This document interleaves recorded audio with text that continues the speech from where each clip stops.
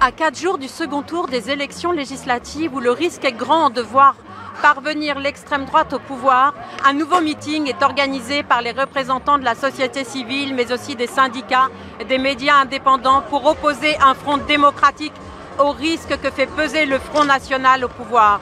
Un certain nombre d'artistes et de personnalités publiques ont répondu présents à l'appel. La CGT est indépendante mais pas neutre. Elle a toujours pris ses responsabilités quand le pays était en danger. Aujourd'hui, la situation est très grave. Dans quelques jours, Jordan Bardella peut rentrer à Matignon. Nous savons que dimanche, le pire peut arriver, mais aussi le meilleur. Et nous savons que ça se jouera à quelques députés près, à quelques voix près.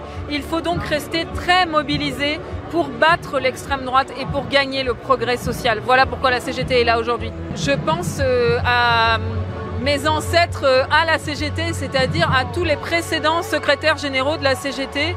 Je pense à Henri Krasuki, à Georges Ségui, à Benoît Frachon, qui ont été résistants et déportés, torturés du fait de leur fait de résistance. Je veux toujours qu'ils soient fiers de la CGT d'aujourd'hui et que la CGT d'aujourd'hui soit comme elle l'a été avec eux, au rendez-vous de l'histoire et au rendez-vous de ses responsabilités, pour que jamais le fascisme ne puisse revenir au pouvoir en France. Aujourd'hui, je pense que c'est un devoir de se mobiliser.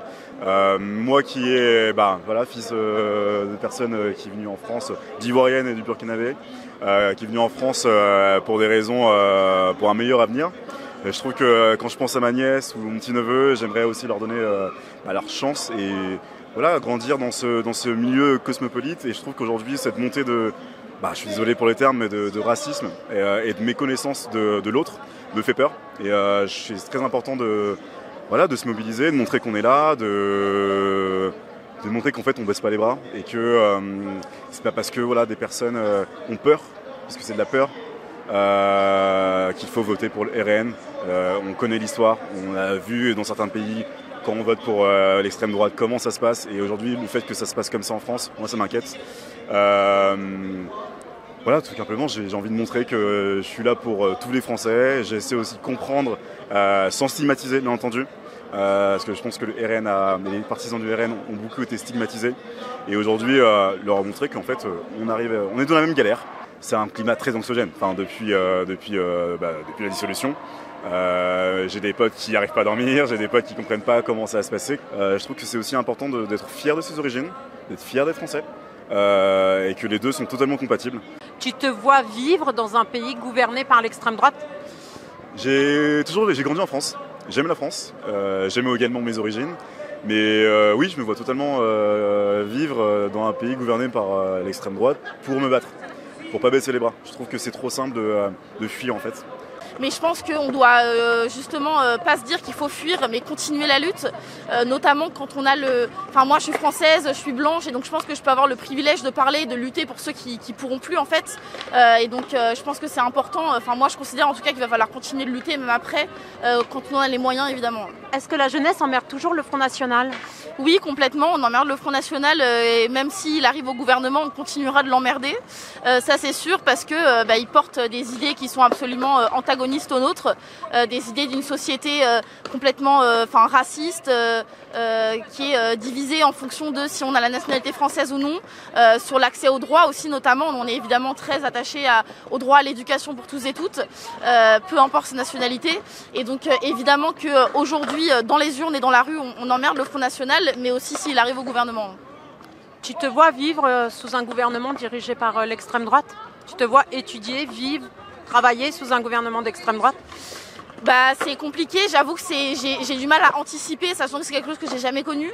Par contre, je pense qu'on peut voir déjà les conséquences de ce que ça peut être, et en effet ça fait extrêmement peur. En tant qu'économiste justement, quel péril, quelle imposture vous pouvez percevoir dans le programme économique du Front National ?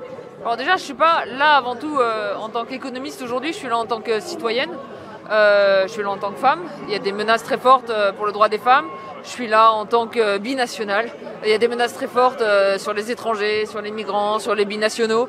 Je suis là en tant que chercheuse et en tant que personne qui écrit aussi des livres et qui se bat pour l'indépendance des médias, parce qu'il y a des menaces très fortes pour toutes nos libertés. Donc déjà, même si leur programme économique était correct, toutes ces raisons-là, ça fait qu'on devrait se battre contre le Rassemblement national. Et ensuite, les périls sur leur programme économique, déjà, il n'y en a plus. Pour commencer, c'est assez simple. Ils avaient quelques mesures et ils sont revenus dessus les unes après les autres. Réforme des retraites, ils ne l'abrochent plus. Ils ne bloquent pas les prix des biens de nécessité, ni de l'électricité, ni de l'énergie. Ils proposent une TVA qu'ils ne pourront pas faire. Il n'y a plus rien en fait dans leur programme économique. Et ce qui est très grave, c'est que du coup, ils ne vont pas tenir leurs promesses. Ce qu'ils disent, on va faire des services publics. Mais ça, ils ne vont pas pouvoir les financer. Ah si, parce qu'il reste une mesure dans leur programme. Ils veulent supprimer l'impôt sur la fortune immobilière. Alors on sait tous que Marine Le Pen a un très beau château à Montretout, elle l'a hérité de sa famille, donc elle veut s'auto-détaxer. Mais du coup, faites comment pour financer? On se mobilise pour faire barrage parce que c'est une question pleinement syndicale. Si l'extrême droite arrivait au pouvoir, les droits des salariés, les droits du monde du travail reculeraient de manière inédite et sur le temps long. C'est-à-dire qu'une fois que l'extrême droite a le pouvoir, on sait qu'elle installe une politique de suppression de droits, de discrimination, de division du monde du travail.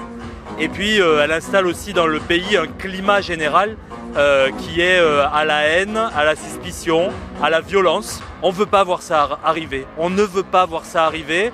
On est persuadé qu'en se mobilisant sur nos revendications sociales, on fait reculer l'extrême droite. Dans l'urgence, il faut voter pour tous les candidats qui vont permettre de faire qu'il y ait le moins de députés RN possible. Ça vaut le coup de rester mobilisé selon vous à 4 jours du second tour des législatives? C'est maintenant ou jamais.